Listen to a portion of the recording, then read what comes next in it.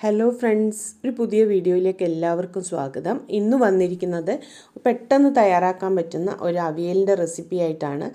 2-3 മുരിങ്ങയ്ക്ക, പടവലങ്ങ, കത്തിരിക്ക, ചേന, വെള്ളരിക്ക, പച്ചമുളക്, ക്യാരറ്റ് ഇവയെല്ലാം അവിയലിൻ്റെ പരുവത്തിൽ ഒന്ന് നുറുക്കിയെടുത്തിട്ടുണ്ട്. ഞാനതൊരു മൺചട്ടിയിലേക്ക് ഇട്ട് കൊടുത്തിട്ടുണ്ട്.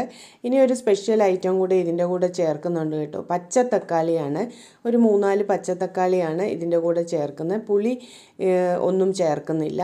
കുറച്ച് ഉപ്പും ഇട്ട് 1/4 ടീസ്പൂൺ മഞ്ഞൾപ്പൊടിയും ഇട്ട് കുറച്ച് വെളിച്ചെണ്ണയും ഒഴിച്ചിട്ട് നമുക്കിതൊന്ന് കുക്ക് ചെയ്തെടുക്കാം. അടച്ചു വെച്ച് കുക്ക് ചെയ്യണം.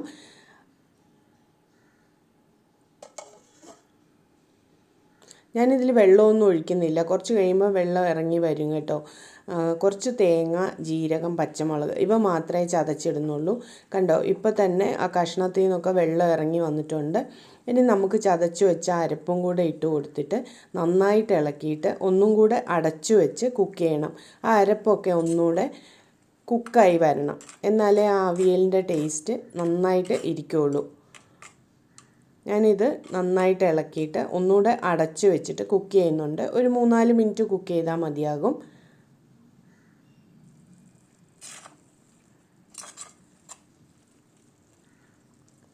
ഇനി ഇതിലേക്ക് ഒരു 2 ടേബിൾ സ്പൂൺ അളവിൽ തൈരാണ് ഒഴിച്ചു കൊടുക്കുന്നത്. നിങ്ങൾക്ക് തൈരിന് പകരം പുളി ചേർക്കാം, അതുപോലെ തന്നെ കഷ്ണത്തിൻ്റെ കൂടെ മാങ്ങ ഇട്ടും വയ്ക്കാം. പക്ഷേ നമ്മൾ ഈ പച്ചത്തക്കാളി ഇട്ട് വയ്ക്കുന്ന അവിയലിന് ശരിക്കും പറഞ്ഞാൽ തൈര് ചേർക്കുമ്പോൾ നല്ലൊരു ടേസ്റ്റാണ് കേട്ടോ. അതുപോലെ ചുവന്ന മുളകൊന്നും അരയ്ക്കാതെ പച്ചമുളക് അരയ്ക്കുമ്പോഴും നല്ലൊരു ടേസ്റ്റാണ്.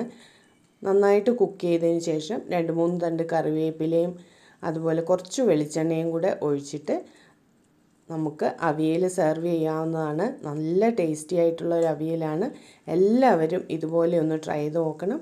വീഡിയോ ഇഷ്ടമായാൽ ലൈക്ക് ചെയ്യണം, ഷെയർ ചെയ്യണം, കമൻറ്റ് ചെയ്യണം. Thank you.